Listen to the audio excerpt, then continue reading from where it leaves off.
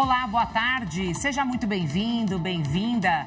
Hoje é domingo, dia 30 de novembro, e está no ar mais uma edição do Plantão Times Brasil, licenciado exclusivo CNBC, com as principais notícias deste fim de semana. Os suíços rejeitaram de forma massiva a criação de um imposto nacional sobre grandes heranças, com 78,3% dos eleitores votando contra a proposta. A proposta previa cobrar 50% de imposto sobre heranças e doações acima de 50 milhões de francos suíços, cerca de 61 milhões e 800 mil dólares. O país, que hoje abriga cerca de 300 ultra-ricos com uma fortuna total de 850 bilhões de francos, que equivale aí a aproximadamente 1 trilhão de dólares, foi movimentado pelo debate. Especialistas ouvidos pela CNBC Internacional dizem que a discussão gerou incerteza entre os mais ricos e alguns se prepararam para deixar a Suíça caso o imposto fosse aprovado. A medida atingiria cerca de 2.000 pessoas, apenas 0,3% da população, que já contribuem entre 5 e 6 bilhões de francos, o equivalente a 6 bilhões e 200 milhões de dólares, a 7 bilhões e 400 milhões de dólares por ano em impostos. E o presidente da França, Emmanuel Macron, quer criar um procedimento legal rápido para permitir que os tribunais bloqueiem rapidamente notícias falsas ou conteúdos difamatórios espalhados online. O sistema proposto tornaria possível obter uma decisão emergencial em até 48 horas contra fake news gravemente prejudiciais publicadas nas redes sociais. Vamos ouvir o que ele disse. O que está por trás disso e que exige uma ação mais vigorosa e rápida é quando alguém, seja usando as redes sociais ou usando inteligência artificial, espalha informações falsas e que ofendem sua dignidade. E aqui temos um problema hoje, é que somos muito lentos. Por isso, realizei uma reunião do Conselho de Defesa sobre a luta contra a informação, na qual pedi ajuda para produzir um relatório até o final do ano. O que precisamos fazer é realmente implantar um sistema. Não me refiro a um sistema técnico, mas a um sistema chamado de procedimento sumário. Em outras palavras, você diz: você pode ver que há um problema. Isso está consumindo minha vida. Não é possível. Eu sou um professor. Isso está na frente dos meus alunos. Estou pedindo que o senhor dê uma decisão em 48 horas e o obrigue a fechar as portas e, depois disso, leve-o ao tribunal. Uma pesquisa do HSBC vê novos corredores comerciais remodelando as cadeias de suprimentos regionais à medida que o comércio intra-Ásia dispara. Vivek Ramachandran, do HSBC, destaca uma mudança para exportações de maior valor para os Estados Unidos e uma retomada da manufatura na China, voltada para os mercados globais, à medida que a sua tecnologia industrial avança. Vamos acompanhar este conteúdo exclusivo CNBC.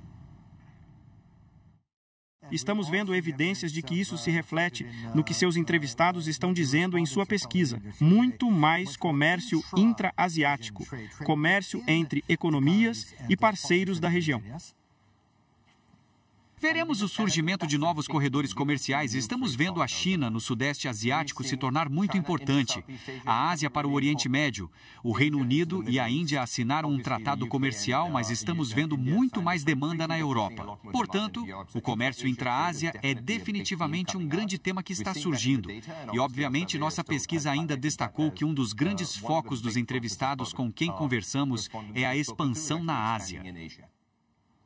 Especialmente o Sudeste Asiático, estamos mostrando aos espectadores um gráfico. 41% dos entrevistados dizem que planejam aumentar a confiança no Sudeste Asiático.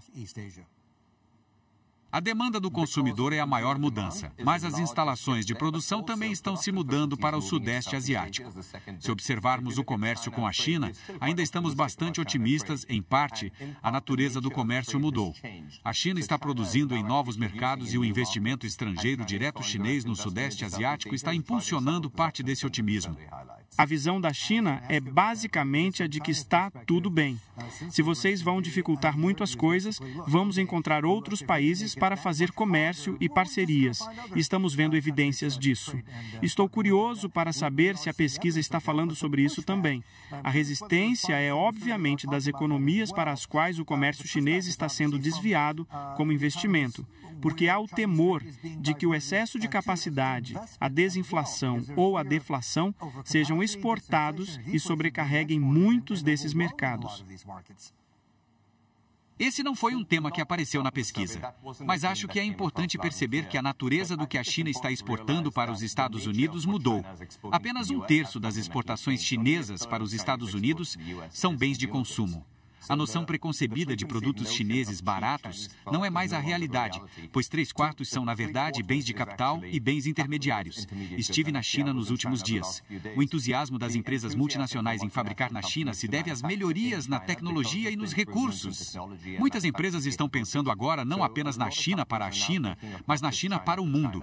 E isso, obviamente, não foi percebido na pesquisa tanto quanto o que estamos vendo nos negócios no local, como o HSBC. Numa entrevista exclusiva ao Times Brasil, licenciado exclusivo CNBC, a professora de marketing da ESPM, Bianca Dramali, falou sobre o lançamento da última temporada de Stranger Things e a estratégia de divulgação da marca no mercado. Vamos conferir. É um produto que tem sido consumido por todas as gerações, por membros de todas as idades das famílias, né? Então, talvez seja um Natal e um Ano Novo diferente, né? Em que as pessoas possam maratonar e puxar assunto sobre a série, né? É uma série que apela para a nostalgia em sua narrativa, né? E com isso reúne quem viveu os anos de referência da série e aqueles que estão vivendo o que a gente chama no fenômeno de comportamento do consumidor, que a gente chama de nostalgia, né? Ou revivalismo também, alguns estudiosos chamam de revivalismo, que é uma saudade de um tempo que a gente não viveu.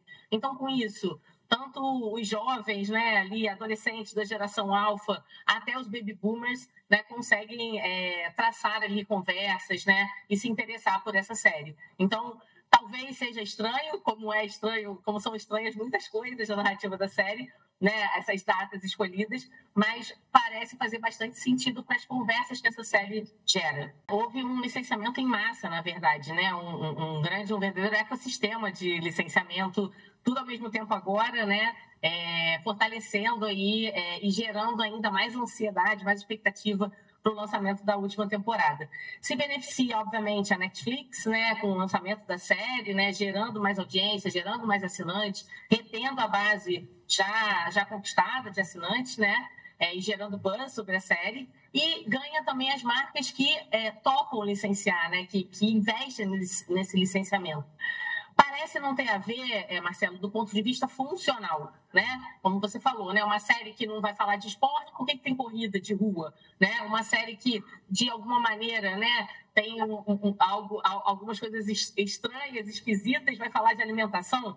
Mas perceba, né, tem todo um hábito de consumo da própria série. Então, tem sorvete licenciado, tem sanduíche licenciado. Você pode consumir aquele sanduíche enquanto está assistindo, ou sorvete enquanto está assistindo, e também tem a cultura do fã. A cultura do fã, ela não tem barreiras de tipos de setores de mercado, de tipo de categoria de produto, né? Ela consome o que tiver os símbolos e os significados atribuídos a essa série. Então, não é uma relação tão direta e funcional, né? Para fã, faz sentido estar na corrida, faz sentido estar no sorvete, faz sentido estar até no carro, né? A gente tem um carro licenciado com a marca da série. Então, foi uma estratégia muito poderosa, né? De geração de conversas por parte da Netflix, esse licenciamento em massa, e as marcas que puderam e souberam se valer desse licenciamento também vão entrar nessa conversa que está inundando as redes sociais, inundando o dia a dia de quem é fã e se beneficiar desse buzz, dessas conversas geradas. A gente tem falado muito que marcas bem-sucedidas serão aquelas que têm relevância cultural, né? Então, essa série, ela está no centro de muitos aspectos da cultura, né? Então, as marcas se beneficiam disso, conquistam um pouquinho dessa relevância cultural e tem uma permanência ali para além do dia do lançamento, né? Acaba gerando experimentação de novos produtos, porque o fã faz tudo pela marca. Vamos agora com um destaque do nosso site, o Times Brasil, licenciado exclusivo CNBC. Atlético Mineiro sob tensão.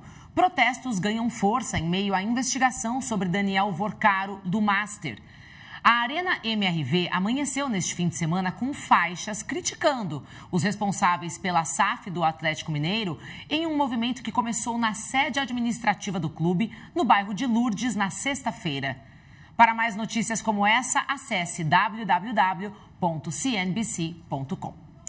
E essa edição termina aqui, mas a gente volta daqui a pouco com mais notícias para você, só aqui no Times Brasil, licenciado exclusivo CNBC, a maior emissora de negócios do mundo há um ano no Brasil. A gente volta já.